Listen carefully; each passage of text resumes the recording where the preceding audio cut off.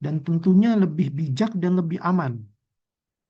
Ya, jadi AI ini merupakan suatu pendukung keputusan klinis yang berbasis artificial intelligence. Bahkan bukan hanya artificial intelligence saja, tapi juga ke arah machine learning, bahkan sudah di-upgrade menjadi deep learning. Tujuannya apa AI ini dibuat? Tujuannya untuk mendapatkan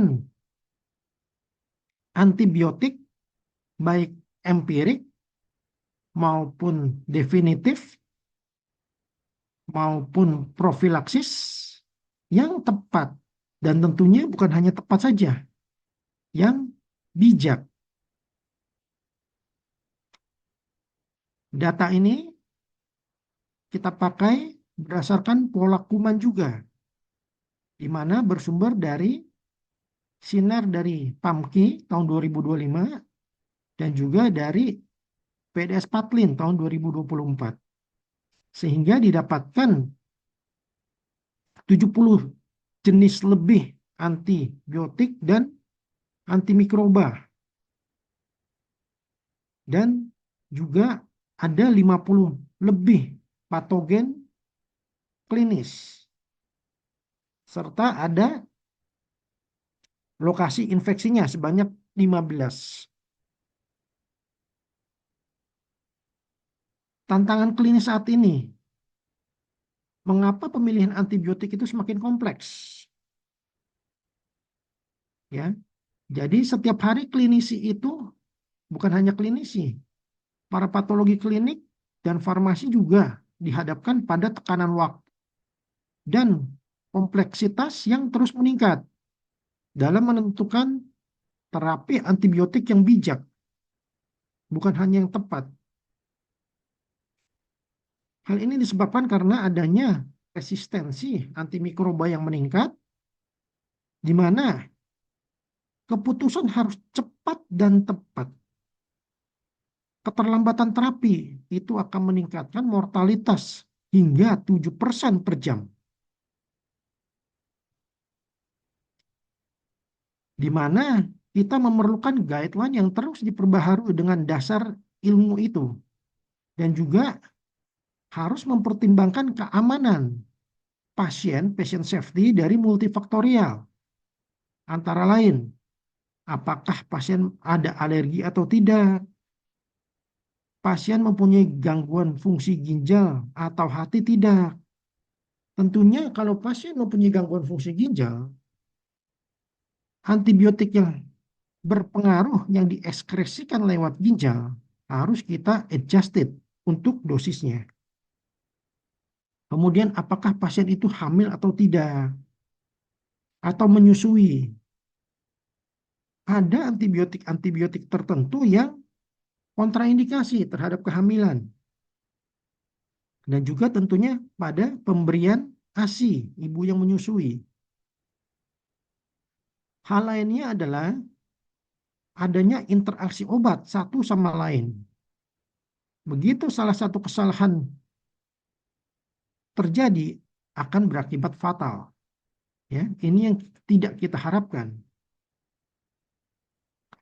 Nah, dari sini terciptalah 4 modul ya yang terintegrasi penuh supaya dapat memenuhi kebutuhan yang nyata secara klinis, secara real time, ya. Jadi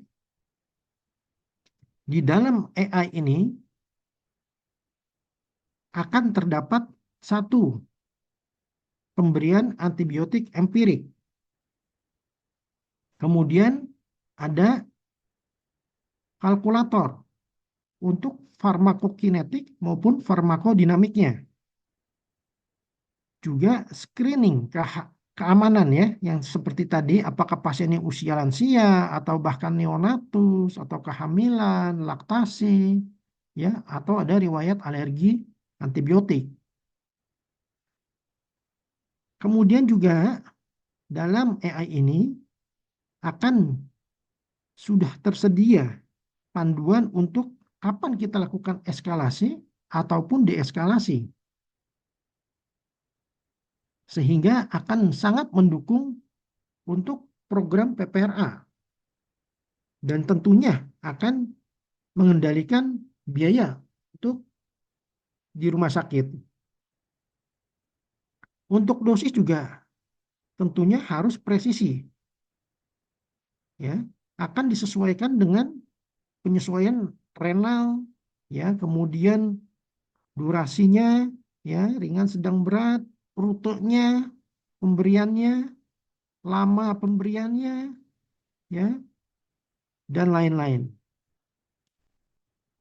Lalu juga selain itu, anti-infektif stewardship AI ini selain berisi antibiotik atau antimikroba, juga berisi anti helmintik dan juga antifungal, yaitu anti cacing dan juga anti jamur.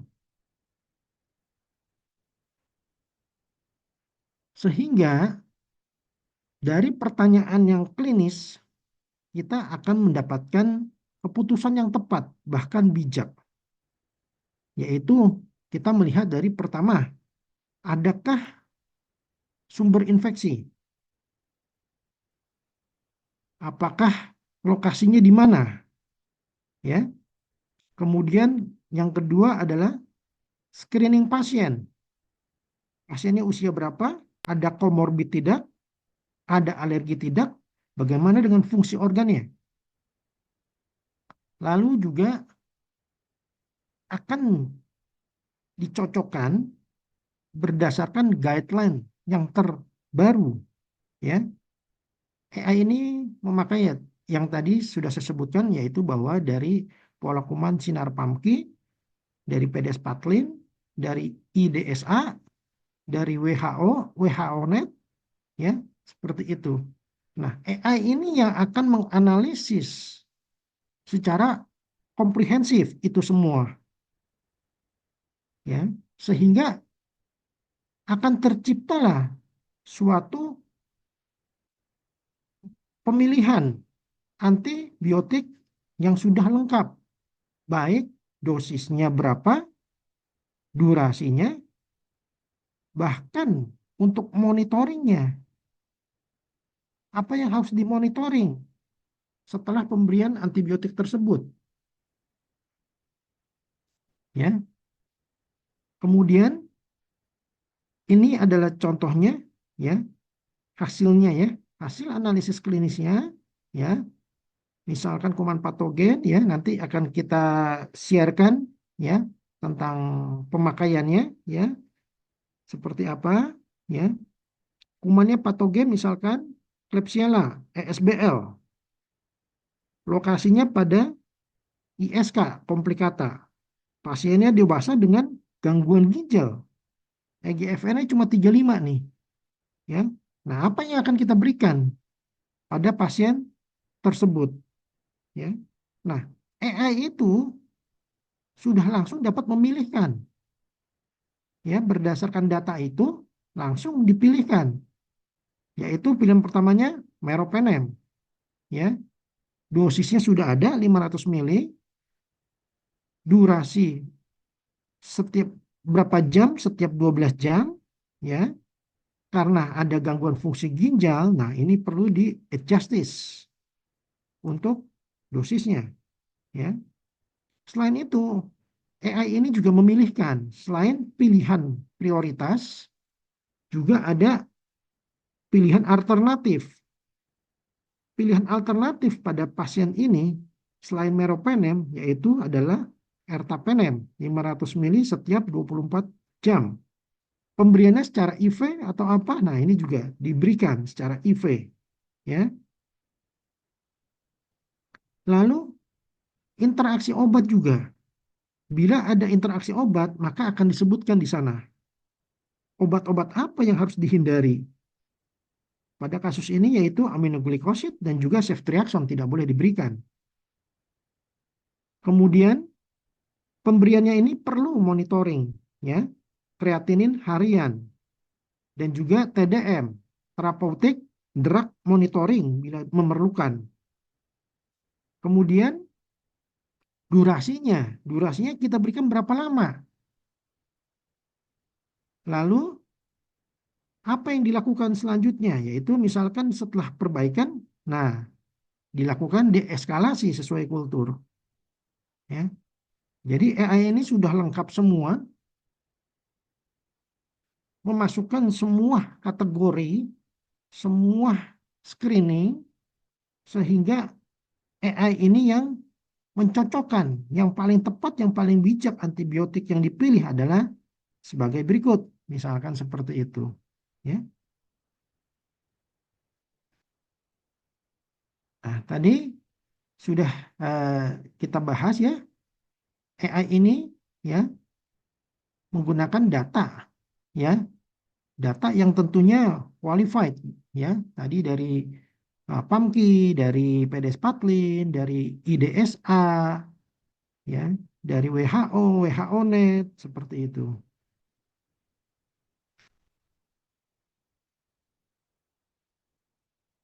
Juga dari guideline-guideline, ya. Kemudian Permenkes tentang Helmintic, ini kita pakai Permenkes, ya. Kemudian untuk kategori aman untuk hamilan atau laktasi kita memakai FDA, Drug Safety, ya.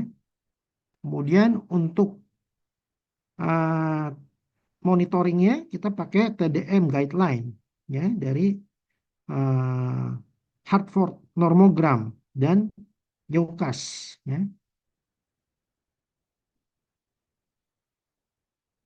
Nah, sebenarnya siapa yang memerlukan AI ini? Jadi semua bisa dipakai oleh semua peserta, semua pemakai, ya. Antara lain dokter umum dan spesialis. Jadi dokter umum bisa memakai, dokter spesialis juga bisa memakai, ya. Karena dia akan mendapatkan rekomendasi antibiotik berbasis bukti. Bahkan disertai juga dengan evidence-based medicine. Level berapa untuk pemberian antibiotik tersebut dalam hitungan detik, tanpa perlu kita membuka banyak referensi dan mengkombinasikan itu semua. Itu akan memerlukan waktu yang lebih lama. Juga bisa dipakai oleh dokter IGD, ICU, ya, dokter penyakit dalam, KPTI, ya. Kemudian juga Farklin, farmasi klinis, apoteker, untuk dosisnya, rute obatnya, interaksi obatnya, monitoring obatnya. Kemudian juga bisa untuk dokter residen atau koas, ya, dan juga tentunya untuk tim PPRA di rumah sakit. Karena ini akan sangat terstruktur dan mudah untuk diterapkan. Ini adalah perbandingan antara antibiotik AI dengan metode konvensional, di mana yang metode konvensional waktu untuk menentukan rekomendasi pilihan antibiotik yang bijak itu memerlukan sekitar 15-30 detik. Sedangkan berdasarkan AI ini hanya kurang dari 30 detik. Kemudian untuk penyesuaian dosis renal ini akan manual yang konvensional. Sedangkan yang AI ini sudah dihitungkan secara AI sehingga otomatis. Kemudian untuk screening alergi dan kontraindikasi, nah ini kadang nggak ingat untuk DPJP atau kelupaan gitu ya. Bahkan kadang nggak ditanyakan gitu ya untuk kontraindikasinya. Bahkan ya nggak hafal. Sedangkan kalau di AI ini sudah lengkap dan sistematis. Kemudian untuk optimasinya, ya, farmakokinetik dan farmakodinamik ini jarang dilakukan. Sedangkan kalau AI sudah terintegrasi semua, ya. guideline juga sudah terbaru, panduannya juga antifungal, anti helmintic itu dalam satu platform sudah lengkap semua. Jadi namanya anti-infective stewardship, ya. Sehingga untuk PPRA stewardship jadi satu modul sudah lengkap semua seperti itu. Nah, jadi AI ini dirancang untuk keselamatan pasien, ya, di mana ada poin-poin yang harus diperhatikan. Kemudian dosisnya juga, ya, terhadap populasi yang rentan, apakah neonatus, bayi, anak, lansia, ibu hamil, menyusui. Nah, ini sangat beresiko terhadap kesalahan dosis. Ya. Kemudian AI ini akan memvalidasi secara multi-layer. Semua lapisan yang perlu dikelola atau dikombinasikan secara otomatis akan dikombinasikan sendiri oleh AI tersebut. Kemudian juga untuk obat-obat yang perlu TDM, Therapeutic Drug Monitoring, itu akan disertakan secara lengkap sebagai rekomendasinya. Sehingga diharapkan akan meningkatkan kualitas untuk keputusan antibiotik yang lebih tepat. Ya. Jadi itu sekilas terkait AI tersebut, ya. Demikian untuk penjelasan awal. Sekarang kita masuk langsung kepada pelaksanaannya. Ya. Inilah AI tersebut. Seperti ini bentuknya AI, ya, dalam bentuk HTML, bisa dipakai di HP maupun di laptop atau di komputer. Sehingga praktis dapat dibawa kemana-mana, kapanpun dan dimanapun. Itu bisa langsung dipakai. Oke, sampai sini mungkin ada yang ingin ditanyakan dulu dari Bapak Ibu sekalian.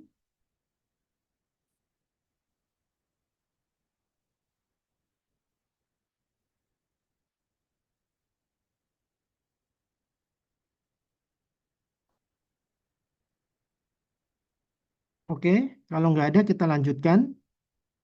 Jadi kita mulai dengan AI tersebut. Jadi untuk perhatian bahwa AI ini hanya sebagai sarana untuk memilihkan antibiotik yang selektif dan komprehensif dan tidak menggantikan penilaian dokter, konsultasi spesialis, atau kebijakan rumah sakit. Kemudian, sorry,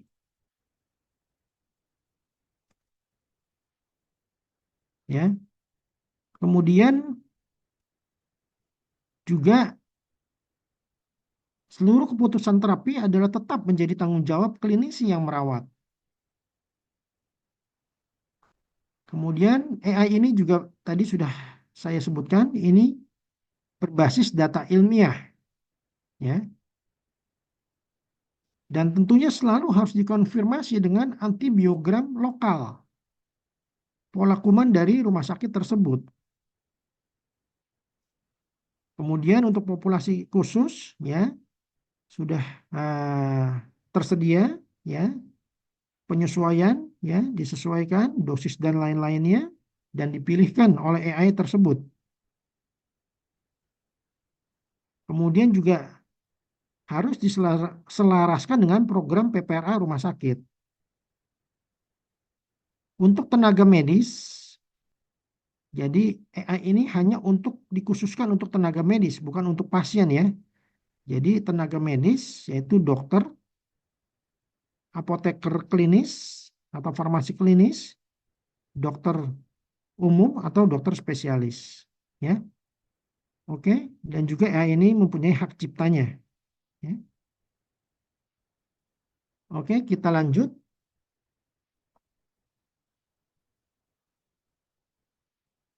Nah, ini adalah salah satu contohnya, di mana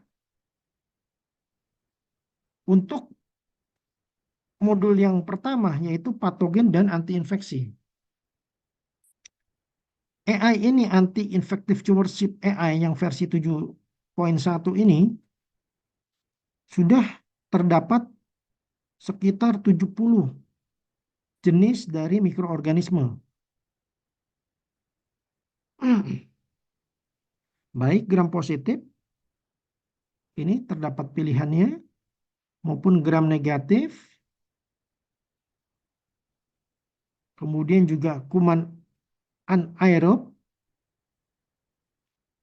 juga jamur,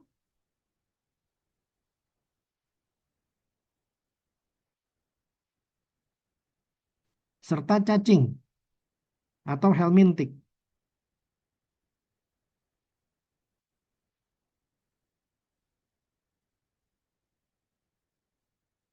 Oke, ya. Kita mulai saja, ya. Jadi untuk patogen berarti kita berdasarkan mikrobial atau patogennya. Berarti kalau mikrobial misalkan kita sudah mendapatkan hasil kultur, di dalam hasil kultur itu ditemukan ah, spesiesnya, ya, kumannya apa, kemudian didapatkan hasil dari antibiotik yang sensitif yang mana, yang resisten yang mana, tentunya kita pilih yang sensitif. Setelah didapatkan yang sensitif, kita harus memilih lagi. Misalkan ada 4 antibiotik yang sensitif. Nah, kita pilih yang mana? Berdasarkan semua faktor yang telah tadi saya sebutkan di atas.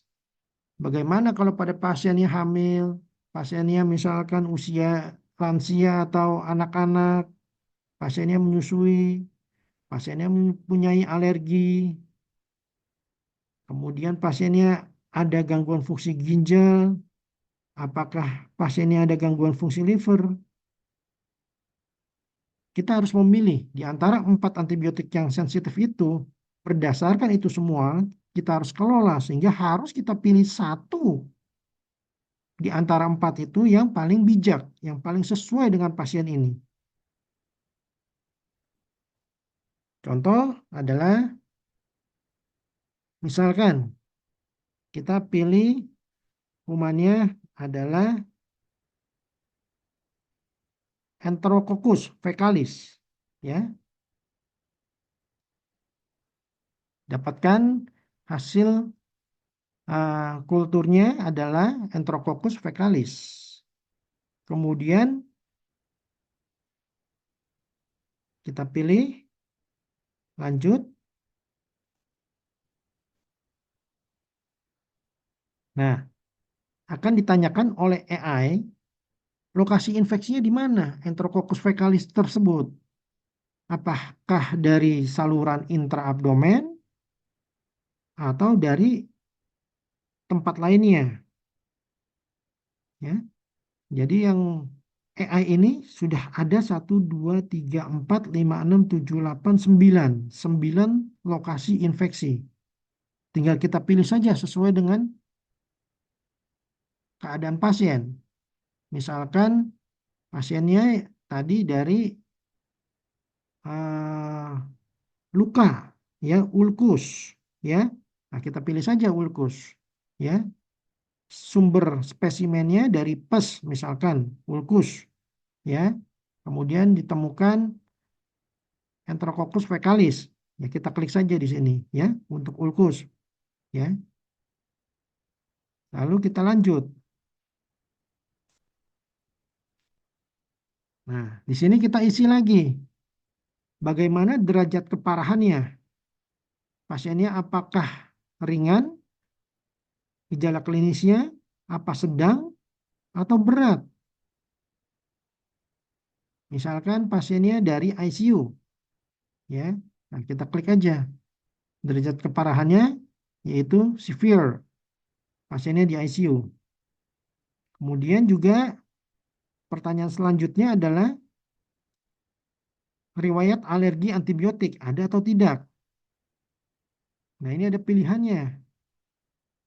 Tidak alergi, ada alergi penisilin, ada alergi quinolon, ada alergi sulfa, ya. Nah, ini ada pilihannya. Misalkan pasiennya tidak ada alergi. Oke, kita klik tidak ada alergi. Lalu dilanjut, apakah pasiennya mempunyai gangguan fungsi ginjal, yaitu EGFR-nya kurang dari 30 ml per menit. Kalau ada, kita on-kan saja seperti ini. Kalau tidak ada, ya off. Begitu juga dengan gangguan fungsi hati. Apakah ada? Ya, gangguan fungsi hati di sini adalah SGOT, SGPT-nya lebih dari 5 kali nilai normal. Ya. Nah, ada atau tidak? Kalau ada, kita nyalain. Kalau tidak ada, ya kita off-kan. Ya. Misalkan pasien ini tidak ada gangguan fungsi ginjal dan juga tidak ada gangguan fungsi hati. Ya. Oke, kemudian kita lanjut.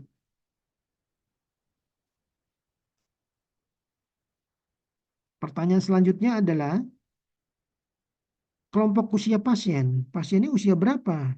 Apakah neonatus? Apakah bayi? Apakah anak? Remaja, dewasa, atau lansia? Misalkan pasiennya adalah dewasa, ya, dewasa, ya. Nah, kemudian pasien dewasa ini, nah, status reproduksinya gimana? Apakah pasien dalam keadaan hamil? Kalau dalam keadaan hamil, kita nyalakan, ya. Atau dalam keadaan menyusui, kita nyalakan. Nah, ini otomatis. Kalau pasien hamil, pasti tidak bisa kita klik menyusui atau sebaliknya. Ya, kalau pasien menyusui, nah, nggak mungkin hamil. Ya, jadi ini sudah otomatis. Ya, misalkan pasiennya hamil. Nah, seperti ini. Kita klik saja. Ya, seperti itu. Jadi, dari data ini, yang tadi, bahwa pasiennya itu di ICU, kemudian juga dari hasil kulturnya ketemu Enterococcus fecalis, ya, terus lokasinya di mana tadi? Ulkus, ya. Kemudian pasiennya hamil, dewasa. Nah, sekarang antibiotiknya apa? Kita gampang, langsung kita klik saja, kita jalankan AI ini. AI tersebut akan langsung otomatis memberikan jawaban yang mana yang harus dipilih, ya. Langsung ya, kita coba ya. Kita jalankan AI analisisnya, kita lihat dari pasien tersebut antibiotik yang terpilih yang mana, kita jalankan. Nah, jadi AI itu sudah menjalankan, ya, baik artificial intelligence maupun machine learning, bahkan deep learning. Dia akan belajar. Data-data itu dikumpulin semua dikombinasikan, ya, berdasarkan itu maka dipilihkan rekomendasi yang di pilihan utamanya adalah pada pasien ini adalah ceftriaxone, ya. Kemudian alternatifnya yang kedua adalah asitromisin, ya, ceftriaxone yang pertama, ya, yang kedua asitromisin, ya, yang ketiga alternatifnya adalah linezolid, yang keempat vancomycin, ya, seperti itu. Jadi ya kita langsung pilihkan, ya, pilihan utamanya ceftriaxone, ya. Nah, di sini juga sudah uh, dimasukkan data epidemiologinya, yaitu Enterococcus fecalis, itu berdasarkan pola kuman dapat pada 4,3% darah, 9,4% urin menurut Pamkisinar. Sedangkan menurut PDS Patlin, Enterococcus fecalis itu gram positif terbanyak di urin dan sensitif terhadap AMPI dan vankomisin. Ya, nah tapi kita kan tidak bisa langsung memberikan vankomisin seperti itu. Ya, kalau ada golongan yang lebih rendah yang cocok, nah kita sesuaikan gitu. Nah, AI ini sudah memilihkan yang paling tepat dengan mempertimbangkan beberapa hal yang tadi sudah kita masukkan. Dan AI ini akhirnya memilih untuk pemilihan utamanya jatuh pada antibiotik ceftriaxone. Demikian AI tersebut bekerja. Lalu apakah sudah selesai ceftriaxone saja? Tidak, ya. Karena dengan hanya jenis antibiotik yang sudah terpilih, masih banyak lanjutannya, yaitu dosisnya berapa, rutenya bagaimana, pemberiannya berapa hari, sehari berapa jam, berikannya IV atau IM, ya. Nah, langsung kita klik saja di sini, ya, ceftriaxone untuk dosisnya berapa, langsung kita klik di sini dosis. Nah, ini dia, ya. Jadi untuk ceftriaxone ini dosisnya adalah 1 sampai 2 gram. Kemudian ini ya dosis pemberiannya 1 sampai 2 gram. Frekuensinya berapa banyak? Berapa jam pemberiannya? Yaitu setiap 12 sampai 24 jam. Kalau kasusnya meningitis dia diberikan setiap 12 jam. Kemudian rute rute pemberiannya diberikan IV, IM atau apa? Nah, ini sudah ada ya rute dan teknik pemberiannya yaitu secara IV. IV diberikan secara infus selama 30 menit. Ya, bisa juga diberikan secara IM, intramuskuler, maksimum 1 gram.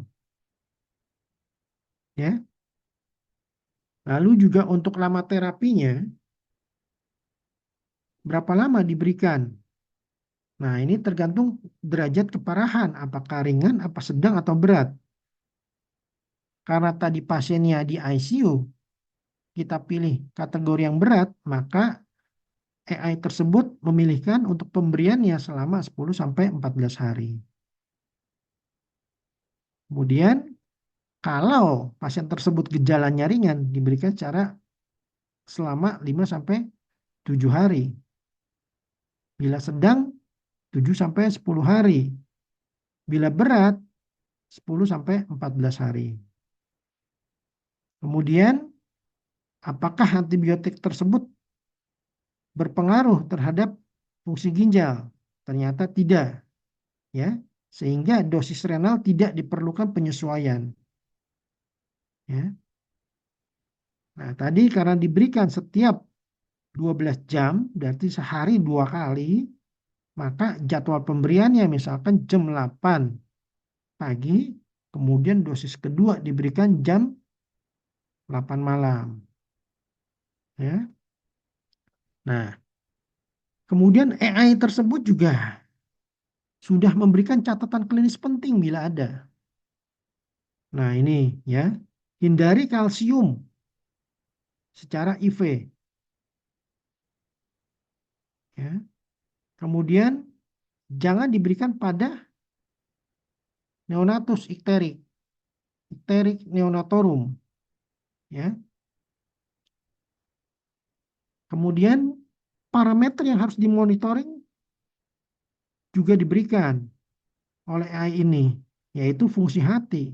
Ya, hati-hati ini SGOT, SGPT-nya perlu dimonitoring. Kemudian ada tidaknya tanda hipersensitivitas, ya, alergi, ya. Nah, seperti itu, ya. Jadi dalam AI sini, AI ini sudah memilihkan semuanya, mulai dari awal pemilihan antibiotik, bahkan sampai rutenya, bahkan sampai berapa hari, jalurnya pemberiannya seperti apa, sudah lengkap semua, ya. Kemudian juga keamanannya, ya, tadi dosisnya kita bicara, ya. Lalu keamanannya untuk ceftriaxone ini apakah aman? Kita lihat. Nah, profil keamanannya, ya, dapat digunakan, ya, boleh digunakan pada usia pasien tadi karena pasiennya tadi usia dewasa, ya, aman, ya. Kemudian untuk pasien yang hamil dan laktasi, nah ini pasien kita tadi hamil, ya. Nah, ini, ya. Apakah aman buat kehamilan? Ternyata aman, ya. Menurut FDA ini masuk kategori B, aman untuk kehamilan sehingga bisa diberikan, gitu. Bila pasien yang menyusui aman tidak? Nah, ya, ekskresi ceftriaxone ini aman, ya, terhadap pasien laktasi karena ekskresi ASI-nya minimal sehingga aman diberikan, ya.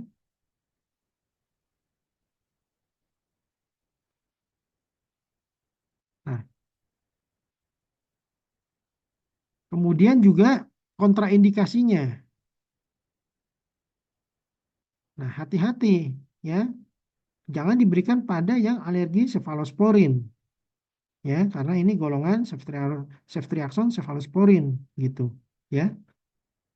Juga jangan diberikan pada neonatus hiperbilirubinemi karena dia mungkin akan mempengaruhi fungsi livernya, ya, makanya harus hati-hati, ya. Makanya tadi juga perlu dipantau untuk fungsi livernya, SGOT SGPT-nya seperti itu. Lalu juga ada perhatian khusus, ya, perhatian khusus pada pasien ini, yaitu yang pertama, dia akan cross reaksi silang dengan penisilin. Sehingga hati-hati bila pasien tersebut juga mendapatkan penisilin. Kemudian perhatian khusus yang kedua adalah hindari pemberian kalsium secara IV secara bersamaan dengan ceftriaxone tersebut. Ya. Jadi ini semua sudah tersedia, tinggal diikuti saja. Ya. Bahkan sampai ke perhatian-perhatian khusus yang mungkin tidak dipikirkan atau terlewatkan atau terlupakan, ya. Nah, AI ini memberikan penjelasan, ya, untuk kita pantau, ya, untuk kita beri perhatian khusus sehingga diharapkan pasien safety akan lebih aman untuk diberikan. Kemudian juga tidak hanya itu saja, farmakokinetik dan farmakodinamiknya bagaimana? Kita klik saja di sini. Untuk ceftriaxone tersebut pada pasien ini bagaimana farmakokinetik dan farmakodinamiknya, ya. Untuk ceftriaxone, farmakokinetik dan farmakodinamiknya ternyata ini pemberiannya secara tipenya time dependent, ya. Kemudian waktu paruhnya 8 jam. Protein bandingnya cukup tinggi, ya, 85-95%, ya. Apakah perlu adjusted renal bila pasiennya ada gangguan fungsi ginjal? Ternyata tidak perlu, ya. Kemudian juga ceftriaxone tersebut bagaimana dia penetrasinya terhadap jaringan. Terhadap jaringan itu tertentu baik atau tidak. Kita klik saja. Pasien ini tadi kita temukan bahwa pasiennya pada ulkus. Coba kita lihat, ya, apakah penetrasinya baik terhadap ulkus. Berapa persen? Kita klik saja. Nah, ini, ya. Jadi ceftriaxone itu penetrasinya terhadap penetrasi jaringan paling baik memang ke ginjal, kemudian ke darah, ya. Sedangkan untuk dermis dia penetrasinya sedang, ya, 50%, ya. Seperti itu. Lalu ini tadi perbandingannya ya di antara 4 pilihan tadi, apakah ceftriaxone, apa asitromisin, apa linezolid atau vancomycin. Ternyata berdasarkan skor yang terpilih yang paling tinggi adalah ceftriaxone. Ya. Jadi di sini sudah ada untuk ceftriaxone berapa persen ya. Lalu pemberiannya PKPD-nya seperti ini, kemudian waktu paruhnya, kemudian protein bindingnya, apakah perlu renal adjustment, apakah aman atau hati-hati. Ya, jadi ini semua sudah terangkum, tinggal kita pilih saja, ya, seperti itu.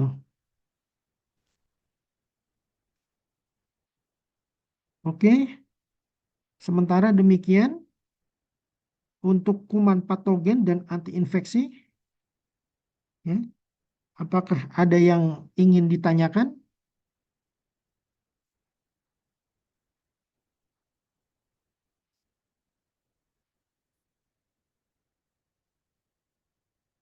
Izin Dokter Kurniawan, Hafiz Ya, dok. ya, oke. Yang Gimana, bertanya Dokter dok, Hafiz? Ya, monggo. ini kan tadi menggunakan AI analisis kan berarti pakai engine-nya AI dok ya. Izin bertanya berarti engine yang dipakai Gemini atau GPT atau apa dok ya? Karena Ya, kan itu. saya pernah pengalaman pakai itu juga Mm, dok. Jadi yang Gemini itu terbatas mm, untuk limit. Jadi apa permasalahan di API key-nya jadi ada limit ya dok. Jadi kalau yang untuk aplikasi ini apakah nanti bisa digunakan secara unlimited maksudnya tidak terbatas betul. penggunaan dok atau seperti apa dok? Ya, Terima kasih wah, dokter. iya, terima kasih Dokter Hafiz ya. Ya, jadi memang AI itu banyak ya dok ya. Sekarang itu wah udah terlalu banyak ya. Ada ChatGPT, ada macam-macam itu ya. Nah, tadi memang benar ya. Ada yang kalau terikat pada API tertentu ya kadang dia ada limitednya gitu ya. Nah, yang saya gunakan ini ya sudah terangkum semua dan dalam arti bebas. Kapanpun digunakan tidak ada limited lagi. Ya, jadi semuanya sudah kalau sudah ini kan sudah ada license ya dok ya. Jadi ah, bila membeli license sudah ada itu akan berlaku seumur hidup dok. Jadi nggak usah ragu lagi bahwa ada masa berlakunya ya atau tidak bisa running lagi, tidak ya. Semua sudah otomatis eh, bisa langsung running dimanapun, kapanpun ya, seperti itu dok. Baik dokter, terima kasih penjelasan dok. Saya juga ini menarik sekali dok paparan. Jadi Iya. memang Mm-mm. saya rasa ini inovasinya yang bagus sekali dan mungkin bisa itu dok ya apa tiap rumah sakit mungkin bila pakai eh, web app dok ya. Berarti aplikasi berbasis web dok ya. Betul. Jadi memang Jadi saya rasa jadi eh, bagus sekali dok. HTML dok. Iya, Oh HTML, iya dokter. iya. Siap Jadi dokter. eh, bisa kita masukkan di dalam HP kita Android ya, dan juga bisa untuk Apple gitu ya, dan juga bisa kita masukkan di komputer ya, entah komputer dari monggo ya dari rumah sakit misalkan komputer biar bisa dipakai rame-rame pakai yang komputer yang punya PPRA misalkan seperti itu ditaruh di situ supaya semua yang berminat memakai entah dari paru tadi kan ada 9 jenis organ ya dok ya dari paru bisa dari ulkus ya dokter penyakit dalam yang endokrin misalkan ulkus diabetikum nah mau pakai silahkan bisa kemudian dari tulang ortoped mau pakai monggo silahkan bisa kemudian dari mana lagi tuh kulit ya kulit juga bisa memakai ya sehingga ditaruh aja di ruang PPRA misalkan komputer PPRA ya sudah nanti ditaruh di sana mereka semua bisa menggunakan ya. Seperti itu. Tapi kalau mau lebih baiknya ya masing-masing DPJP atau SPPK atau SPMK atau Farklin mempunyai sendiri itu jauh lebih baik karena kita bisa langsung dok ya. Nanti kita coba ya, ada contoh kasusnya ya dok ya. Sekilas saya berikan contoh kasusnya nanti ya. Jadi contoh kasusnya itu yang kita temukan sehari-hari. Misalkan kita setelah mendapatkan hasil kultur, ada kuman yang sensitif, mana yang kita pilih gitu ya. Kalau dari SPMK biasanya mereka memilihkan, dipilihkan dari misalkan 4 yang sensitif atau 5 yang sensitif, mereka akan memilihkan dua gitu ya. Lalu di antara dua itu ya yang ditampilkan dari pemilihannya itu, nah tergantung sensitif atau resisten ya. Tentunya akan dipilih lagi lebih lanjut yang sensitif sehingga terciptalah satu pemilihan satu antibiotik yang sudah benar-benar dirasa cocok untuk pasien tersebut. Nah, seperti itu ya. Sebenarnya tujuan AI itu mempermudah dok makanya. Jadi kita juga sebagai SPPK juga di lab atau di mana kita bisa memberikan saran dok. Tidak hanya hasil kultur keluar, ya sudah gitu. Hasil kultur keluar, ada sensitif 4 antibiotik, nah kita bingung milihnya yang mana ini yang 4 ini yang kita pilih. Nah ini kan butuh waktu dok. Dari 4 itu misalkan yang sensitif kita pilih. Oh pasiennya ada hamil apa enggak? Oh ternyata tidak hamil. Oke. Pasiennya punya alergi obat ini enggak? Nah kalau obat ini kita pakai ternyata pasiennya alergi, ya jangan kita kasih gitu kan. Kita pilih yang tidak punya alergi terhadap obat tersebut. Kemudian juga pasiennya sudah dapat obat apa belum? Ada interaksi obatnya. Ternyata pasiennya sudah dapat obat lain yang akan berinteraksi dengan antibiotik yang kita pilih. Wah, ini kan repot gitu, ya. Kemudian pasiennya usia berapa? Ada kontraindikasinya gitu. Walaupun kita sudah pilih yang sensitif dari hasil kultur tersebut. Cuma itu tidak menjamin kan bahwa itu yang paling bijak. Mungkin kita benar memilih benar antibiotik yang kita pilih adalah yang sensitif. Tapi bukan berarti antibiotik yang kita pilih itu bijak. Belum tentu. Di antara 4 itu harus kita pilih lagi. Nah, dengan adanya AI ini akan mempermudah. Jadinya ya itu kita tinggal masukin aja semua tadi. Kemudian jadilah tinggal kita pilih seperti itu. Yang paling cocok yang mana? Nah, ini contohnya ya. Paling cocok adalah self reaction ya. Sudah kita tinggal lihat dari hasil kultur itu kumannya tadi Enterobacter itu ya. Nah, kita lihat untuk self reaction ini yang sudah pilihan dari AI apakah sensitif di hasil kultur tersebut. Kalau sensitif ya sudah kita pilih karena memang ini pilihan AI, pilihan prioritas yang utama gitu ya. Nah, kemudian juga akan mempercepat waktu ya. Dan juga semua saya rasa dengan adanya ini akan sangat membantu sekali. Begitu hasil kultur keluar, pakai AI ini langsung ketemu antibiotiknya apa, kita cocokkan, oh dia sensitif, nah langsung kita berikan ya. Nah, kita bisa menulis rekomendasi di hasil kultur tersebut. Rekomendasi antibiotik yang diberikan adalah ceftriaxone. Tidak hanya ceftriaxone sampai berhenti di situ kan. Dosisnya berapa? Perlu adjusted enggak kalau ada pasiennya gangguan fungsi liver, fungsi ginjal? Aman enggak? Ada alergi enggak? Rute pemberiannya seperti apa? Kalau PPR kan semua harus lengkap. Dosisnya berapa? sehari berapa kali, sekarang bukan berapa kali ya, tapi setiap berapa jam. Tidak boleh berapa kali, karena itu beda maknanya ya. Karena pemberian antibiotik itu harus tepat. Setiap 8 jam, ya, setiap 12 jam. Tidak kita bilang 3 kali per hari, nggak boleh. Ya, 3 kali per hari nanti diberikan jam 12, kemudian jam 5, kemudian jam 7. Wah, kacau balau itu. Tidak bisa. Gisonnya nanti nggak masuk itu.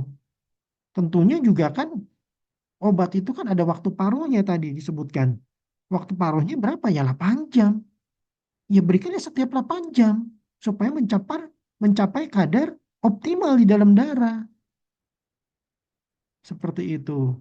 Jadi dari ini semua kita bisa langsung menentukan antibiotiknya apa, dosisnya berapa, sehari setiap berapa jam, pemberiannya IV atau IM. IV pun kita bagi lagi.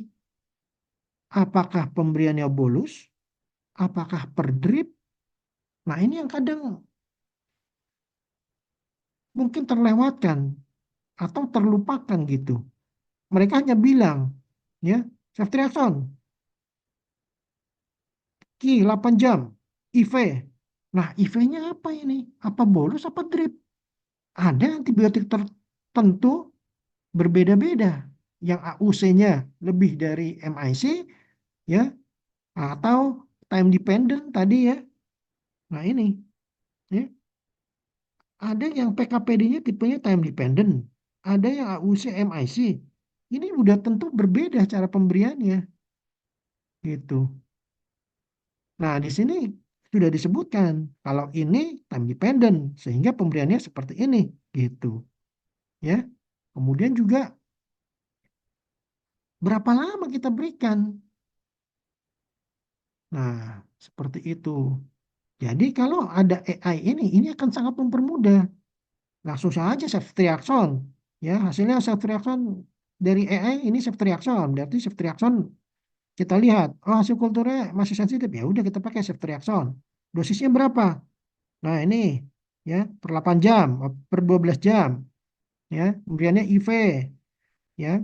Misalkan time dependent itu bolus, ya sudah, berikan bolus, ya. Selama berapa lama? Ya, tadi kan ada semua di situ, gitu. Jadi sudah lengkap sehingga hasil yang seharusnya keluar dari lab mikro itu sudah lengkap semua kita berikan sehingga nanti begitu hasil setelah keluar dari lab DPJP dengan senang hati dok itu dok karena sudah tersedia semua. Oh pilihannya ini walaupun memang keputusan akhirnya tetap ya dok ya tadi sudah di, dikemukakan di awal bahwa keputusan akhir tetap di tangan DPJP gitu. Tapi kita setidaknya sudah sangat membantu DPJP untuk pemilihan obatnya, antibiotiknya, atau anti jamurnya, atau anti helmintiknya, ya ini semua sudah ada. Dosisnya berapa, rute pemberiannya bagaimana, selama berapa hari, semua sudah ada, dok. Nah, seperti itu, dok. Ya. Oke, mungkin ada pertanyaan lain sebelum saya lanjutkan.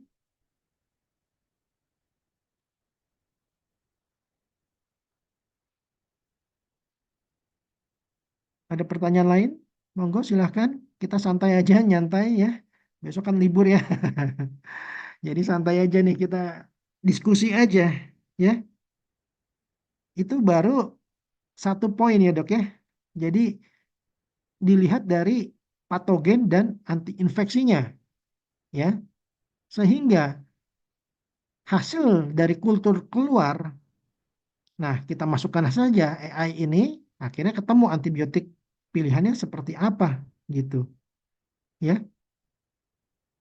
Sehingga AI ini baik juga bisa dipakai selain untuk hasil kultur ya. Nah, juga bisa kita pakai untuk syndromic testing ya. Kalau sudah ada alatnya syndromic testing, di mana syndromic testing itu mengeluarkan hasil langsung dari spesimen, misalkan sputum, mengeluarkan hasil spesimen, oh ternyata ada Klebsiella. Nah, sedangkan pasien tersebut yang diperiksa syndromic testing, secara mayoritas pasti hasil kulturnya belum jadi.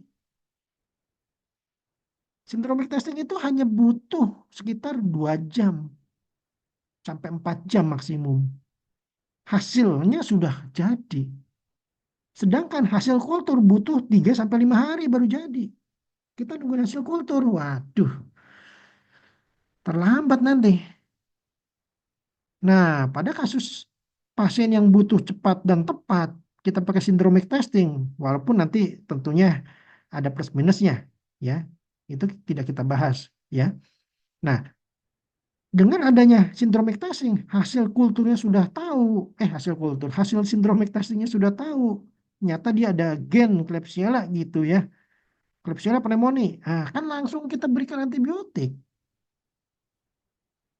ya. Andaikan memang sesuai dengan klinis tentunya, ya. Karena syndromic testing itu gen yang diperiksa sehingga kita tidak tahu dia bakteri yang hidup atau bakteri yang mati, itu lain persoalan, ya. Nah, tentunya kan kita mengharapkan ada hasil yang tentunya perlu kita tindak lanjuti seperti itu. Nah, Klebsiella ya kita ketik aja Klebsiella, ya, lokasinya apa? Oh, pneumonia, ya ketik pneumonia gitu, ya. Nah, ini Klebsiella, Klebsiella pneumonia misalkan, ya. Nah, Klebsiella pneumonia pun banyak nih. Ada yang SBL, ada yang KPC, ya. Nah, ada yang Klebsiella aerogenes, ya, seperti itu. Contoh Klebsiella yang pneumonia, SBL nih. Wah, SBL kita klik, ya. Lanjut, pneumonia. Pasiennya dari sputum. Nah, klik sputum. Lanjut. Pasiennya di mana? Di bangsal, ICU, atau rawat jalan misalkan. Enggak ya. Ini biasanya kita pakai sih yang untuk rumah sakit ya. Nah, pasiennya di ICU misalkan. Oke, ICU. Ya. Ada alergi enggak? Alergi penisilin. Ketik aja alergi penisilin. Ya. Ada gangguan fungsi ginjal. Oh ya, pasiennya selain pneumonia dia CKD. Ya, klik aja di sini CKD. Ya, lanjut. Pasiennya lansia. Oh iya, lansia dia 70 tahun. Klik di sini lansia. Pasiennya hamil ya, lansia kok hamil ya enggak ya. Menyusui ya enggak ya. Oke, nggak usah diklik ini. Nah, yang udah kita jalankan. Nah,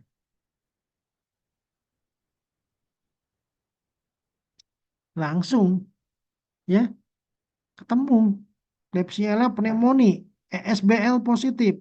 Nah, pilihan utamanya adalah tigecycline, ya. Alternatifnya meropenem. Kalau tigecycline ini misalkan ya, oh ini nggak ada obatnya gitu ya, atau ini di reserve gitu, ya, nggak boleh sama pepera. Ya udah pakai alternatif, ya alternatif pertama yaitu meropenem. Nah, seperti ini. Ya, alternatif kedua cefepime. Ya, pilihan lainnya colistin. Ya, nah contoh ya pakai tigecycline ya sudah dosisnya berapa? Ya udah kita lihat aja dosisnya. Nah, ya tigecycline dosisnya berapa ini? Tidak perlu penyesuaian dosis ya karena ada renal adjusted ya. Nah, kemudian diberikan setiap 12 jam, diberikan secara infus 30 sampai 60 menit ya. Lama pemberiannya karena pasiennya berat 14 hari misalkan seperti itu ya. Walaupun ini tetap harus disesuaikan dengan gejala klinis ya dan juga eh, penyesuaian di kebijakan rumah sakitnya ya gitu. Nah, ini diberikan nih catatan pentingnya nih, ya. FDA warning, mortalitas meningkat pada VAP, ya. Hindari monoterapi pneumonia berat, ya. Parameter yang perlu dimonitoring, fungsi hati, SGOT, SGPT, bilirubin, PT INR, ya. Nah, ya, kalau mual itu berikan antiemetik, premed, ya. Nah, sini sudah ada monitoringnya seperti itu, ya. Kemudian, nah tadi, ya, aman apa enggak? Nah, ya, karena pasiennya lansia dia aman. Kalau pasien remaja gimana? Waduh, nggak boleh nih. Harus dihindari karena dia akan menyebabkan artropati. Hanya boleh diberikan pada pasien-pasien dewasa dan lansia, aman. Nah, kalau pasien anak, remaja lah, ya, remaja 17 tahun. Nah, kadang DPJP kan bingung, ini 17 tahun misalkan sudah masuk penyakit dalam gitu ya, bukan masuk pediatri lagi atau masuk pediatri. Nah, ini boleh apa enggak? Nah, ya kan kita anggap, oh, bisa miss nih. Kita pikir, oh, boleh saja diberikan. Nyata ini usia 17 tahun nggak boleh, tapi mulai 18 tahun dia aman gitu. Ya. Nah, ini kan kadang kita nggak perhatiin. DPJP juga saya rasa nggak memperhatikan sampai sedemikian detail. Mungkin nggak hafal gitu. Ya. Nah, AI ini membantu mengingatkan kita bahwa hati-hati nih ya pada pasien remaja ya karena menyebabkan atropati. Kemudian juga kontraindikasinya, nah, pasien anak-anak kurang dari 8 tahun, kehamilan, menyusui, ya. Nah, perlu perhatian kalau ada mual muntah, ya, penurunan PT atau INR, ya, seperti itu, ya. Nah, ini akan sangat membantu gitu. Kemudian farmakokinetik, farmakodinamiknya, nah seperti ini, ya. Penetrasinya, nah, ya, 3 siklin paling baik penetrasinya ke paru 95%, seperti itu, ya. Nah, ini perbandingannya tadi. Demikian, seperti itu. Jadi sangat membantu sekali, ya. Akan mengingatkan hal-hal yang kadang kita terlupa atau memang kita belum ketahui gitu ya. Seperti itu. Oke, ini dari poin patogen dan antiinfeksi ya. Ini udah 1 jam. Oke, kita lanjut lagi. Ada pertanyaan kah dari Bapak Ibu? Ada pertanyaan terkait ini dulu sebelum kita lanjut ke bagian selanjutnya?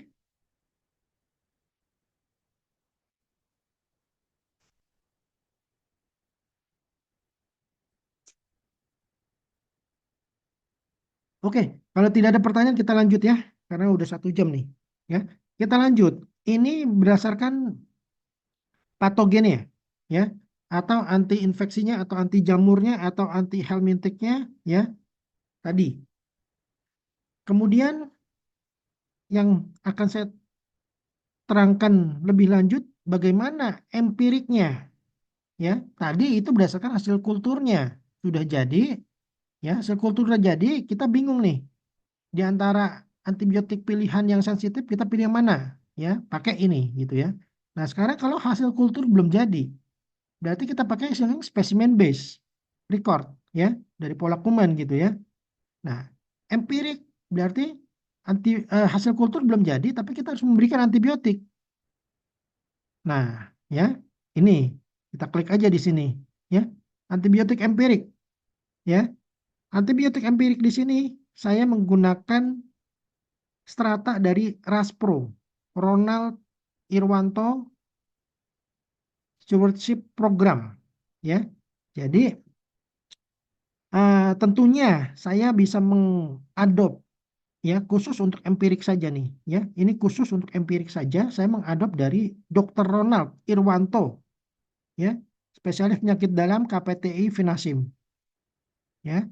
Saya sudah minta izin ke beliau untuk dapat memakai dua, ya, dua alur atau algoritma dari Russell dan Raslan. Ya, saya sudah minta izin dan beliau memperbolehkan, ya, untuk algoritmanya saya pakai di AI ini, ya. Jadi sudah aman gitu ya. Copyrightnya Dr. Ronald saya sudah sudah minta ke Dokter Ronald dan Dokter Ronald sudah mengizinkan, ya. Nah, sekilas mungkin kalau yang sudah mengikuti workshopnya Dokter Ronald akan lebih mudah lagi, ya. Bila belum mengikuti, oke, kita mulai ya. Jadi untuk empirik, ya, kapan kita berikan antibiotik yang high level, kapan kita berikan antibiotik yang medium, kapan kita berikan yang low level atau akses gitu ya. Nah, ini dasarnya apa kita berikan yang stratifikasi tipe 3 atau yang high end, golongannya meropenem, tigecycline, vancomycin dan lain-lain, ya. Kapan kita berikan yang golongannya SBL atau stratifikasinya yang level 2 gitu. Kapan kita berikan yang level 1 yang akses, ampicillin, amoxicillin, erythromycin, seperti itu, ya. Jadi dari RASAL, yaitu RASPRO, pemberian antibiotik awal atau kita singkat RASAL awal, ya. Awal pemberian antibiotik, pasien datang misalkan masuk ke rumah sakit, ternyata ada fokus infeksi, ya. Nah, udah fokus infeksi, nah kita curiga tentunya bakteri gitu ya. Kalau virus ya nggak usah pakai antibiotik, ya pakai antiviral beda lagi gitu ya. Ini hanya untuk yang bakteri antibiotik, ya. Anti jamur ya beda lagi nanti, ya. Oke, antibiotik pasien datang awal, ya. Nah, kita isi aja di sini gampang, tulis fokus infeksinya. Apakah dia pneumonia, ISK, sepsis atau apa? Tulis aja. Oh, pasiennya pneumonia, enter, ya. Kemudian ada pertanyaan yang harus dijawab, ya. Cuma ya tidak aja, gampang sekali, ya. Pasien pneumonia ini, apakah ada fokus infeksi dengan gejala klinis? Oh, ada, batuk-batuk, sesak, sputumnya berlebihan, ya. Kita klik aja, ya ada, klik, klik. Nah, ya. Kemudian lanjut nih, ya. Tujuan kita ini kan mencari nih yang cocok itu pasien ini, pasien awal pemberian antibiotik itu dia kita berikan yang level berapa? Level 3 yang high end atau medium atau low end kan? Nah, kita cek aja, ya. Pertanyaan kedua, klinisnya apakah sepsis? Ada sepsis nggak? Atau septic shock, ya? Ada febrile neutropenia atau HAIS, ya? Oh, nggak ada sepsis, belum sepsis, ya. Ya sudah kita ketik, ya. Tidak. Nah, lanjut, ya. Adakah pasiennya pneumonia perforasi organ? Tidak, belum ada. Tidak, ya. Apakah ada encephalopati akibat infeksi? Enggak, kesadarannya enggak menurun. Baik, ya. Ya, tidak. Lanjut. Pasiennya apakah imunokompromis, punya HIV atau keganasan atau apa? Atau ada DM tidak terkontrol? Ada tidak? Atau ada riwayat konsumsi antibiotik 30 hari sebelumnya, ya. Misalkan pasien dari rumah sakit lain gitu, ya. Nah, dia nggak punya DM misalkan, imunokompromis nggak ada. Oh, dia nggak minum antibiotik, belum minum antibiotik, ya sudah kita klik aja tidak, ya. Kalau ya ya sudah kita klik ya, langsung masuk ke stratifikasi tipe 3 tuh kalau ya tadi, ya berarti harus diberikan yang high end gitu, ya. Ini tidak misalkan, lanjut, ya. Apakah ada riwayat perawatan di rumah sakit lebih dari 48 jam dalam 30 hari terakhir? Oh, dia belum pernah. Ini bukan dari rujukan dari rumah sakit lain. Ya, ketik tidak. Lanjut. Apakah ada penggunaan instrumen medis atau riwayat penggunaan instrumen medis? Ya, dalam arti misalkan, oh pasiennya pakai kateter, oh pakai NGT, oh pakai ini. Nah, itu dalam kurang dari 30 hari ada nggak? Kalau ada ya ketik. Ya, ya. Jadi ini pasiennya yang imunokompromis ya. Ini imunokompromis atau DM tidak terkontrol ditambah ya. Ini ditambah ya. Jadi pasiennya ada nggak imunokompromis? Kalau ada ya berarti ya. Ya, DM tidak terkontrol ditambah ada riwayat penggunaan instrumen medis kurang dari 30 hari, bila ya kita klik ya. Anggap tidak ya. Tidak. Lanjut lagi. Pasien imunokompromis atau DM tidak kontrol, ada riwayat konsumsi antibiotik kurang dari 90 hari. Ada nggak? Nggak ada. Ya udah kita klik tidak. Lanjut lagi. Ada pasien imunokompromis atau DM tidak terkontrol ditambah riwayat perawatan lebih dari 48 dalam kurang dari 3 bulan terakhir. Oh tidak ada. Ya kita klik tidak. Kalau ada kita klik ya. Berarti dia masuk kalau ya stratifikasi tipe 2. Ya. Berarti yang golongannya ESBL antibiotiknya. Ya. Nah kalau tidak ada kita klik tidak. Tidak. Oke. Yang terakhir, apakah pasien imunokompromis dan atau DM tidak terkontrol ada penggunaan riwayat instrumen medis kurang dari 90 hari? Ada nggak? Ada ternyata misalkan ya, dia pakai instrumen medis 2 bulan terakhir. Nah, berarti kita klik ya. Ya. Nah, ya. Ini hasilnya adalah stratifikasi tipe 2. Artinya apa? Hasil stratifikasi Russell dia masuk tipe 2. Tipe 2 itu adalah kita harus berikan yang antibiotik yang golongannya ESBL. Kemungkinan pasien tersebut terinfeksi kuman ESBL. Sehingga berikan antibiotik yang anti ESBL. Gitu. Nah, kita pengen tahu obatnya apa gitu ya. Nah, tadi pasiennya apa? Pneumonia. Ya berarti kita klik di sini. Pneumonia apa? Respiratori kan? Respiratori. Nah, kita lihat aja. Ya, lihat regimen lengkap. Obatnya apa nih yang anti SBL yang cocok untuk pasien ini? Pasien pneumonia. Dia harus diberikan golongan yang kedua, yaitu anti SBL. Antibiotiknya apa? Kita klik di sini. Udah keluar. Antibiotik yang pertama yaitu meropenem. Ya. Kedua ertapenem. Ketiga cefepim. Keempat baru piperacillin tazobactam. Ya, ini pilihan utamanya bisa meropenem atau bisa ertapenem. Ya, ada 2 pilihan utama. Ya, alternatifnya adalah yang cefepim sama piperacillin tazobactam. Ya, ya sudah. Kita lihat, ya, kita berikan ya meropenem atau ertapenem. Dosisnya berapa? 1 gram. Frekuensinya setiap 8 jam.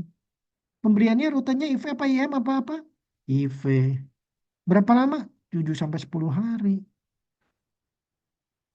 Selesai. Gitu. Ya kan? Nah, ini kita lihat ya, ada tambahan informasi nggak dari AI ini ya?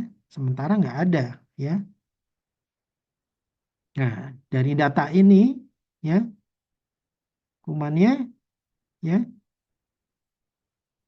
kemungkinan nah SBL pneumonia sebanyak 61 sampai 83% ya. Seperti ini datanya ya. Oke, mudah itu. Jadi sebelum hasil kultur ya tinggal kita bisa memilihkan ya sebelum hasil kultur jadi untuk empiriknya kita berikan meropenem. Kenapa meropenem? Ya dia harus diberikan meropenem karena dia masuk level 2. Datanya yang tadi, yang 10 isian tadi itu. Kenapa bukan yang lain? Ya jangan memberikan antibiotik yang tidak sesuai dengan pasien. Berikan antibiotik yang memang dibutuhkan pasien. Level 2 ya berikan level 2. Level 3 berikan level 3, jangan level 1 atau level 2. Kasihan, nggak mempan.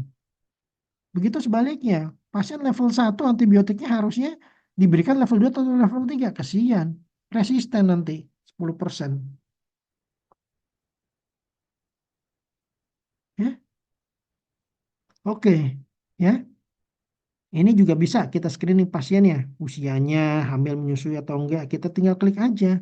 Ya, pada pasien tadi misalkan nyata ada gangguan fungsi ginjal. Nah, ya, ada, ya. Ada alergi enggak? Nah, ya, ada tambahan lagi, ya. Nah, seperti ini. Ya, kita tinggal sesuaikan saja.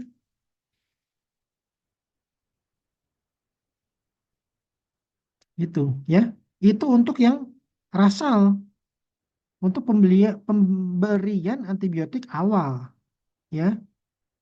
Sebelum hasil kultur jadi, tentunya berdasarkan pola kuman, ya.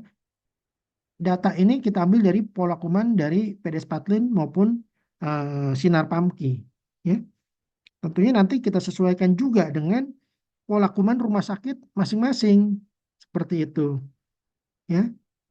Apakah antibiotik tersebut pada spesimen base masih sensitif, ya, warnanya apa, kuning, hijau, merah, ya. Kalau hijau lebih dari 80% sensitif, ya. Kalau kuning 80 sampai 60% sensitifnya, atau pola kumannya sudah merah. Kalau sudah merah ya jangan pakai itu, ganti yang lain, meropenem tadi. Ganti ertapenem. Oh sama, ya ganti lagi yang alternatif. Demikian, ya. Ini untuk rasal. Kemudian kita lanjut, ya. Kemudian untuk pemberian, ya, untuk setelah pemberian antibiotik awal, misalkan tadi meropenem, ya. Nah, sekarang setelah 3 hari atau 5 hari, ya, ternyata kok perburukan. Setelah berikan meropenem, perburukan misalkan pasiennya. Nah, kita kan harus ganti. Apakah perlu dieskalasi atau deeskalasi, ya kan? Oh, ternyata perburukan. Jangan-jangan harus dieskalasi. Meropenem udah nggak mempan lagi nih, karena perburukan, ya. Nah, kita isi lanjutannya, ya, raspro lanjutan. Jadi yang tadi awal, setelah dievaluasi apakah perlu deeskalasi atau perlu eskalasi, kita pakai yang raslan, yaitu raspro antibiotik lanjutan, raslan, ya. Digunakan setelah 3 sampai 7 hari pemberian antibiotik awal. Setelah 3 hari misalkan ternyata pasiennya perburukan, ya. Nah, sekarang kita isi, ya, fokus infeksinya. Gimana? Fokus infeksinya tadi pneumonia. Lalu antibiotik awalnya tadi apa? Meropenem. Wah, padahal meropenem udah tinggi, ya. Meropenem, ya. Nah, kok pasiennya perburukan, ya, 3 hari. Nah, kita evaluasi pakai raslan lanjutan. Nah, sekarang kita isi, ya, apakah nanti keputusannya gimana? Apa perlu dieskalasi atau deeskalasi atau gimana, ya? Nah, sekarang kita isi. Gejala infeksinya masih ada nggak? Oh, masih batuk pilek, sesak, sputum berlebihan, pneumonia, ya. Nah, ada. Lanjut. Apakah klinis progresif atau septic shock? Oh, belum, belum, ya, belum. Tidak berarti, ya. Kalau ya klik ya, gitu. Tidak. Apakah ada perforasi organ paru? Enggak ada. Enggak ada, ya. Apakah ada komplikasi ensefalopati akibat infeksi bakteri? Oh iya, wah, pasiennya sekarang udah gaduh gelisah, kesadarannya menurun, GCS meningkat, GCS menurun. Ya kita klik ya. Contoh, ya, kita klik ya. Nah, ya, tadi meropenem itu kita dapat yang tipe 2 ESBL, ya. Ingat ya tadi ya. Nah, sekarang setelah evaluasi memakai stratifikasi ini, ternyata dia harus dieskalasi.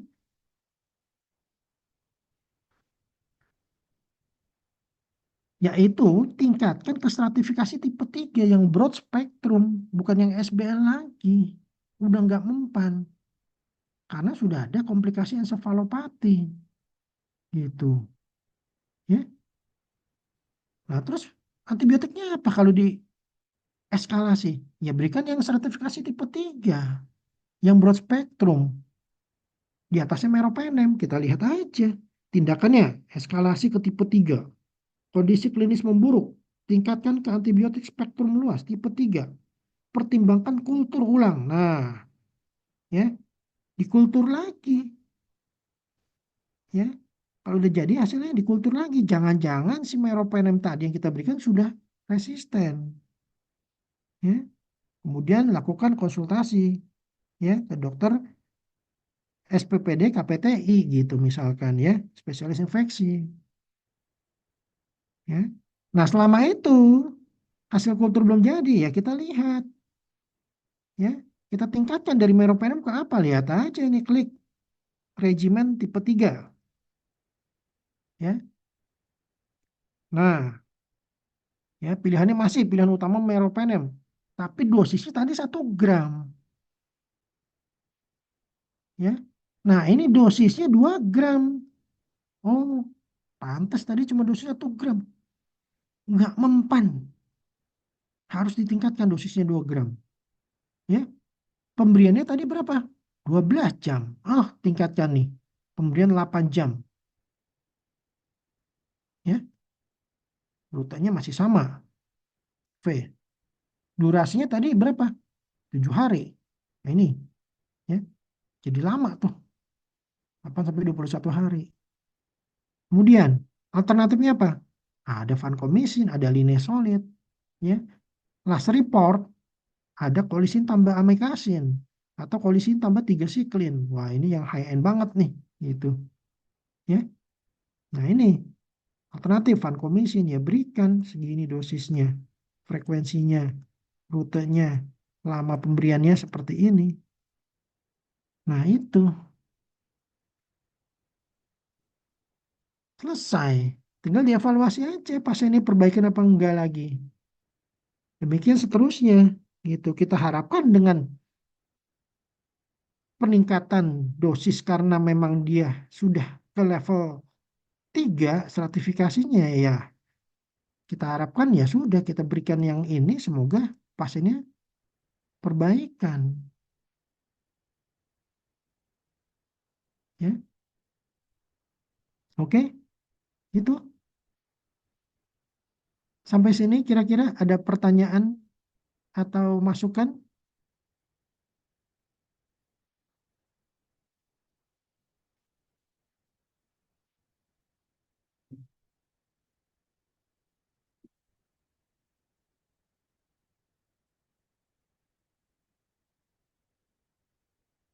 Pak Ibu, monggo silakan ada tanggapan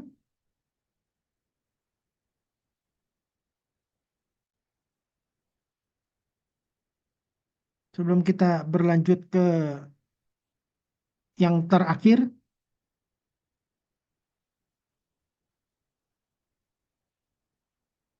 Tidak ada, kita lanjutkan ya. Nah, ini sesi yang terakhir ya. Tadi sudah ya, yang patogen itu tadi sudah ya. Kumannya apa? Antibiotiknya kita pilih ya. Kemudian kalau hasil kulturnya belum jadi, kita pakai empirik, dasarnya ada ya. Terus kita berikan antibiotik sesuai dengan stratifikasinya. Kemudian bila terjadi perburukan atau perbaikan, maka kita ganti ya. Setelah rasal kita ganti raslan ya, seperti itu ya. Kemudian apakah PPRA itu sudah selesai? Belum ternyata ya. Ternyata juga PPRA itu ada antibiotik profilaksis ya. Yang ini masuk ke ranahnya bedah ya untuk mencegah SSI ya, surgical site infection. Nah, antibiotik profilaksis, kita masuk antibiotik profilaksis. Antibiotik profilaksis ya, syaratnya apa? Ya, kemudian syaratnya itu tentunya ada dasar panduannya ya. Panduannya kita pakai pedoman antibiotik Kemenkes tahun 2021 ya, PMK nomor 28 ya. Apakah semua pasien bedah diberikan profilaksis? Tidak semua ya. Hanya profilaksis diberikan pada pasien yang clean contaminated ya, bersih terkontaminasi. Nah, sekarang yang bersih terkontaminasi itu yang mana saja, ya kan? Nah, sini sudah ada pilihannya. Tinggal dilihat saja mana yang operasi bersih. Kalau bersih tidak perlu antibiotik profilaksis. Kalau operasi kotor, nggak usah antibiotik profilaksis, udah langsung antibiotik terapi. Nah, kapan diberikan antibiotik profilaksis? Bila pasiennya clean contaminated atau clean tapi dengan pemasangan device, ya, seperti itu. Nah, ya, prostetik, ya, itu perlu, ya, biarpun bersih tapi kalau ada prostetik, nah itu harus diberikan antibiotik profilaksis, ya. Nah, ini contoh-contohnya. Operasinya apa aja? Tinggal kita cari aja, ya. Ini untuk golongannya kardiovaskuler, toraks. Ini untuk mame, ya. Contoh tumor jinak mame, PAM misalkan, ya, fibroadenoma mame, perlu nggak antibiotik? Nggak perlu, ya. Tidak memerlukan antibiotik profilaksis, ya.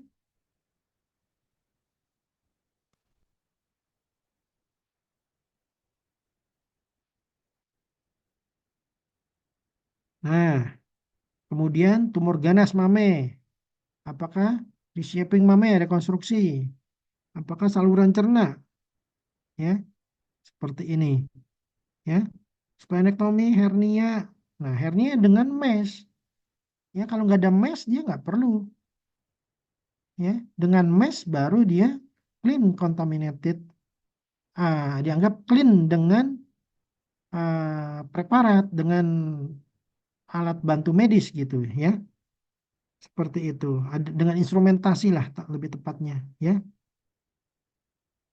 Nah, ini ada semua nih. Ya, tinggal dipilih saja. Lithotripsy, SWL nih, shockwave lithotripsy, perlu nggak? Ternyata perlu nih.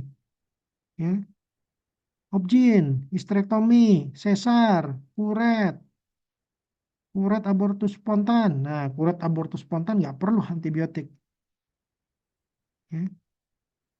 Ini juga sudah tersedia level evidence base-nya. Jadi nggak usah cari lagi.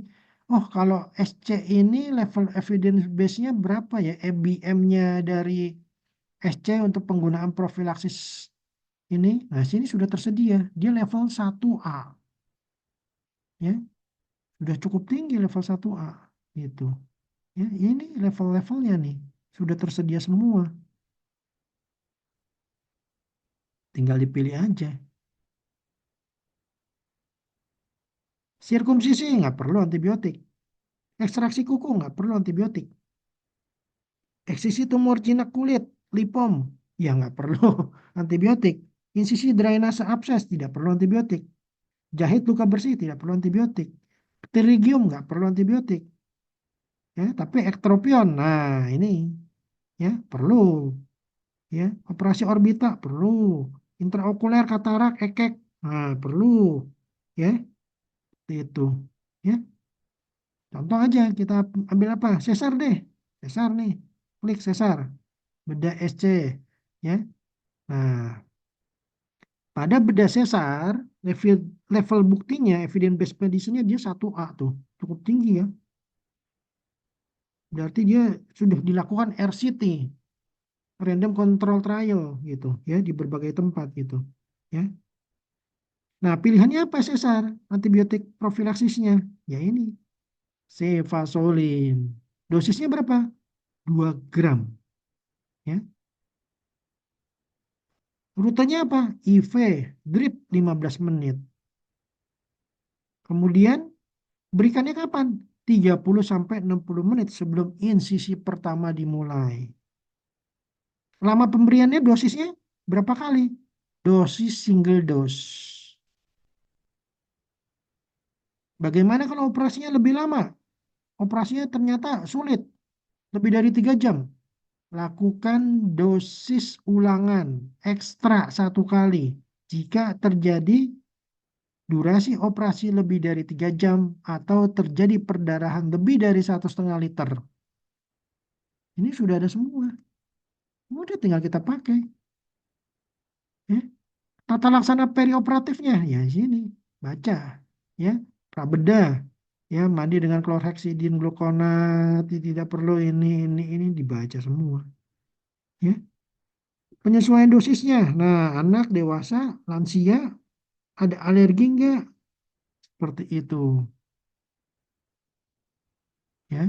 Jadi pemberian ya antibiotik profilaksis pertama ya first line-nya rata-rata mayoritas adalah dari pemberian cefazolin ya memang itu sepertinya dikhususkan gitu cefazolin ya kemudian kapan diberikannya 30 sampai 60 menit preinsisi diberikan single dose ya atau bila terjadi perdarahan lebih dari 1,5 liter atau durasi operasi lebih dari 3 jam diberikan ekstra dose 1 kali lagi ya seperti itu dan tidak perlu diberikan eh, apa namanya skin test ya caranya gimana cara pemberian obatnya gimana masukkan obat dalam NaCl ya 100 cc kemudian drip selama 15 menit oke seperti itu ya kemudian keamanan khususnya nah ini ya cefazolin akan dilakukan penyesuaian dosis bila clearance kreatininnya rendah ya CCT-nya dosis normal kalau segini ya nah seperti ini ya pantau kreatinin serum tiap 1 sampai 2 hari ya kemudian jika ada hipersensitivitas beta laktam gunakan gentamisin ya dan hati-hati gentamisin pada gangguan ginjal ya nah cefazolin aman pada gangguan fungsi hati ringan sampai sedang ya monitor SGOT, SGPT bila kombinasi dengan obat hepatotoksik lain. Kemudian ya tidak ada penyesuaian khusus untuk gangguan hati ya. Cefazolin aman digunakan saat kehamilan. Merupakan pilihan utama antibiotik profilaksis pada ibu hamil termasuk sesar. Resikonya lebih besar, manfaatnya sorry, manfaat lebih besar pada semua trimester berarti aman kehamilan. Ya diberikan pada pasien hamil ya trimester ini aman ya. Nah, kemudian kalau pasien yang dieskresikan lewat ASI enggak? Nah, seperti ini ya cefazolin ya pasien menyusui. Nah, ini seperti ini. Ya, pada neonatal seperti ini ya. Udah ada keterangannya lengkap semua ya. Interaksi obatnya terhadap cefazolin. Nah, ini ya warfarin, furosemid, metformin, probenesid, aminoglikosid, anestesi umum. Nah, ini semua sudah ada tersedia semua. Dan yang paling penting untuk PPRA, untuk profilaksis, biasanya timing berikan di kamar operasi OK. Berapa lama? Harus habis 30 sampai 60 menit sebelum insisi pertama. Jadi yang sering terjadi kelewatan adalah OK-nya rame atau OK lagi main di OK 1, 2, 3 penuh semua, operasinya misalkan ada yang kasus sulit sehingga telat atau perpanjangan Nah, sehingga pasiennya tidak tepat pemberian profilaksisnya. Harusnya 30 sampai 60 menit. Nah, ini diberikan jangan kurang, jangan lebih. Gitu. Sehingga dari AI ini saya sudah menciptakan untuk diberikan alarm preinsisi. Nah, ini dia ya, sebagai pengingat ya, alarm preinsisi. Nah, ini contoh ya, tadi pasien SC. Profilaksisnya adalah cefazolin 2 gram IV drip. Berikan 30 sampai 60 menit sebelum insisi. Ya, kita tentukan pasiennya mau dioperasi jam berapa. Oh, pasiennya mau dioperasi sekarang jam 9, setengah 10. Mau dioperasi jam 10, 10, 10, 10 PM, 10 malam. Ya. Nah, kita mau berikan antibiotiknya itu 30 menit sebelum insisi pertama. Operasinya mau insisi pertama jam 10. Kita berikan 30 menit. Kita klik saja 30 menit. Lalu kita aktifkan. Oh, sudah lewat berarti dia bilang. Nggak bisa. Ya, setengah 10. Ini udah 9.38. Nggak boleh dia bilang. Ya, ya udah. Ya, berarti taruhlah operasi misalkan jam 11 malam nanti. Ya, jam 11 malam PM. Ini sekarang jam setengah 10 nih. Ya, jam 11 malam kita beri 30 menit. Ya, aktifkan. Nah, 30 menit. Ya, nah nanti dia akan aktif alarm ini. Pada jam segini dia akan bunyi. Ya, ada reminder. Berikan antibiotik pada jam 22.30, 30 menit sebelum insisi pada jam 11. Seperti itu. Jadi ini akan mempermudah, mengingatkan, sehingga tidak kelewatan, sehingga antibiotiknya maksimum ya pada kulit, sehingga mencegah terjadinya SSI. Seperti itu. Ya. Nah, ini ya timelinenya. Siapkan antibiotik 60 menit, larutkan dalam NaCl 0,9 100 cc. Kemudian 30 menit 60 menit sebelumnya berikan antibiotik IV drip 15 menit ya. Kemudian dilakukan insisi pertama pada jam tadi ya jam 11 ya. Nah, ini kadar antibiotik sudah efektif nih di jaringan ya. Kemudian apakah perlu dosis ulang ya? Diberikan dosis ulang jika terjadi perdarahan lebih dari 1,5 liter atau operasinya lebih dari 3 jam ya dengan single dose lagi ya. Kemudian yang terakhir, stop antibiotik karena hanya 1 kali single dose saja, tidak dipakai terus-menerus ya untuk profilaksis. Stop 1 kali sudah diberikan, udah kalau nggak ada perdarahan, nggak ada lama operasinya kurang dari 3 jam, nggak usah diberikan lagi, stop gitu ya. Kecuali misalkan clean contaminated pas dibuka ternyata jadi operasi kotor ya, wah nanahnya udah kemana-mana tuh di perut ya, di abdomen, di itu ya, itu boleh diberikan ya untuk lanjut bukan ke profilaksis tapi ke antibiotik terapi seperti itu ya. Oke, demikian ya yang untuk semuanya sudah saya jelaskan ya. Jadi AI ini sangat bermanfaat sekali baik untuk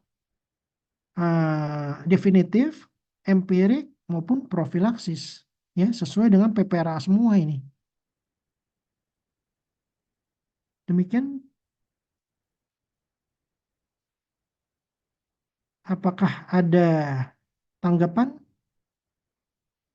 Monggo, bila ingin ditanyakan.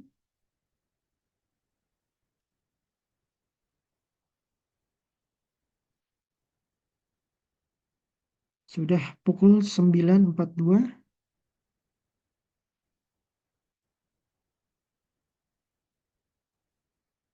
Monggo silahkan. Ada yang ingin ditanyakan lebih lanjut atau dirasa sudah cukup?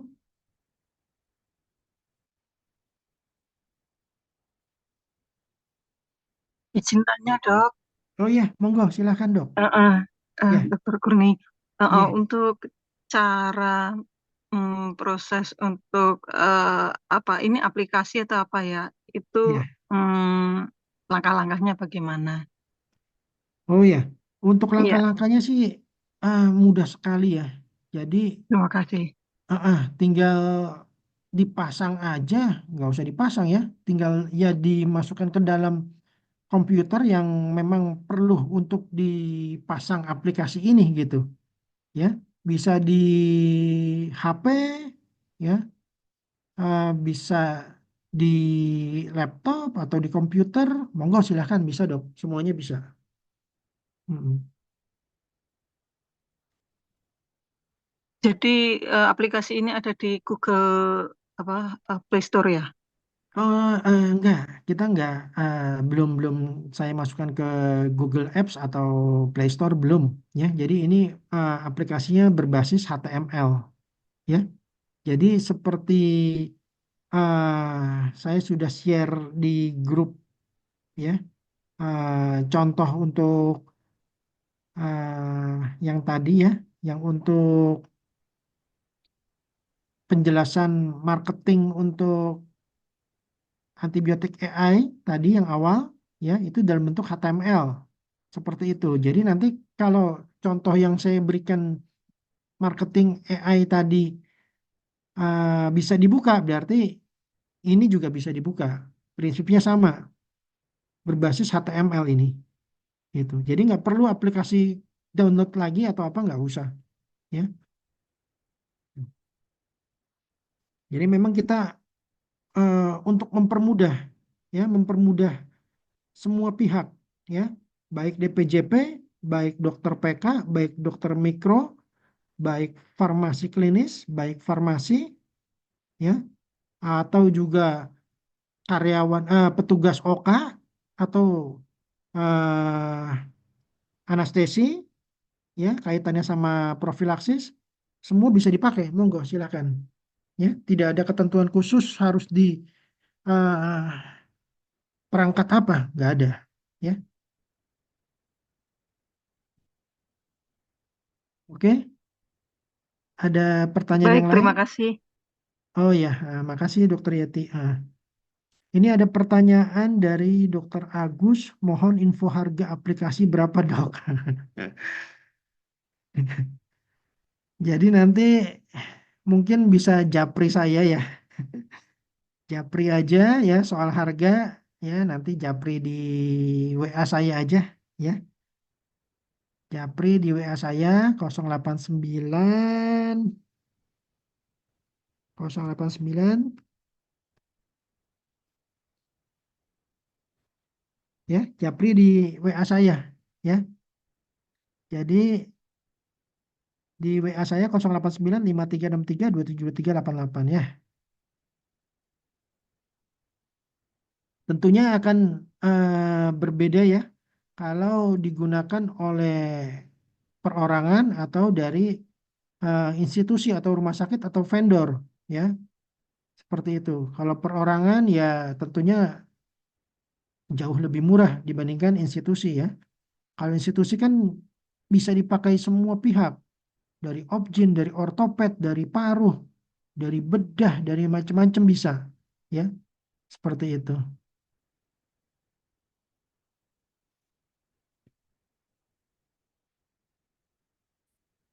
Monggo yang lain ada tambahan, masukan atau pertanyaan?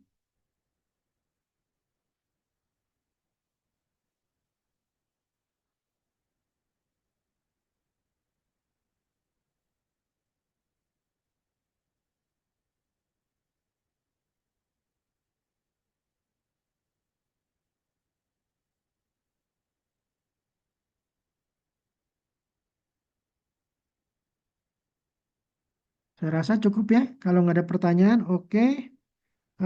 Saya tutup ya. Sharing tentang anti-infective stewardship AI ini. Ya, semoga bermanfaat ya dan membantu dalam pelaksanaan PPRA di Fasiankes masing-masing. Ya, demikian saya akhiri. Selamat malam dan sampai berjumpa kembali.